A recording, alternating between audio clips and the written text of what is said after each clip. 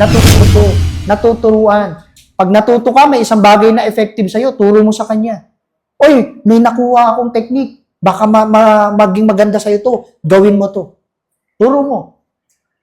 Diba? Bakit? Para nang sa ganun, pag nakikita ka na, sinishare mo sa iba, yung blessing na meron ka, doon ka mas binibless pa ni God. Ang hirap kasi pag ganun eh. Di ba? So, good attitude. The way to success is the right attitude. Sabi nga, your skills will take you there, but your attitude will keep you there. Yung skills, ang kukuha ng kotse, pero ang mag-maintain ng kotse, yung attitude mo, yung ugali. Ano yung ugali mo pag may kotse ka na? Ganun yun eh. Yung skills mo, yung galing mo, ang kukuha ng milyon, pero ano yung ugali mo pag may milyon ka na? Yun yung magkikip ng success mo. Tandaan mo, hindi ibig sabihin milyonaryo ka na, successful ka na. Hindi po totoo yun. Hindi ibig sabihin na may kotse na, successful ka na. Hindi po totoo yun.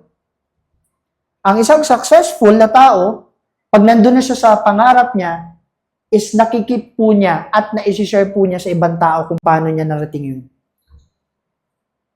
Kaya hindi lahat ng may nahihit na goals ka agad is successful.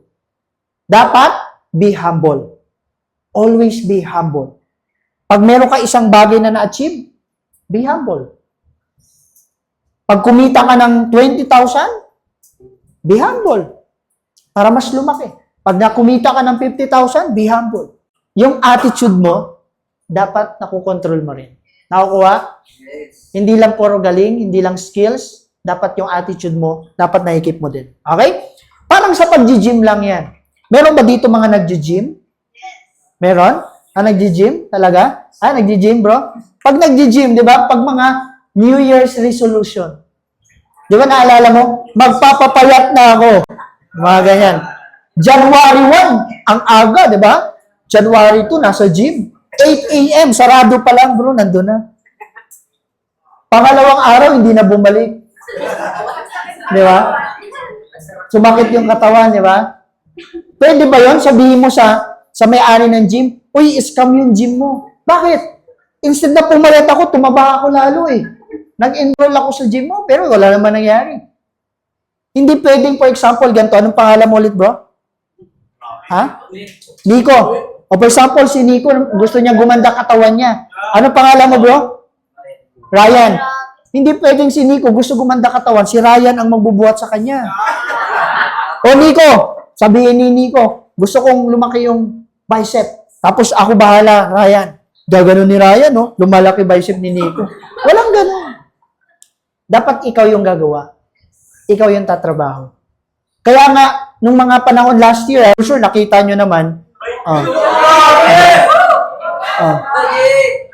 di ba? Pero, hindi siya naging madali. Di ba? Sinimulan ko from this, 75 kilo or 85 kilo, 65 kilo ako dyan, di ba? Pero, sinimulan ko, tinapos ko. Hindi lang intro, boys. Diba? Pag meron kang gustong maabot, meron kang gustong ma-achieve sa buhay, yung attitude mo, pag nagsimula ka sa isang bagay, tapusin mo. Parang sa pangarap mo. Parang sa pag-gym. Parang sa ibang bagay. Ganon din naman eh. Kahit saang bagay yan eh. Pag hindi mo tinapos, wala mangyayari. Kailangan mo tapusin. Nagigets po? Kaya wag po maging tamad. Wag po maging tamad.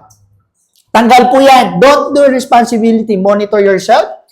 Small time attitude. If you want to earn big, think big. So pag may gusto kang marating, lakihan nyo po. Para nang sa ganun, pag nakuha nyo na po, magugulat ka, ito yung gusto mo.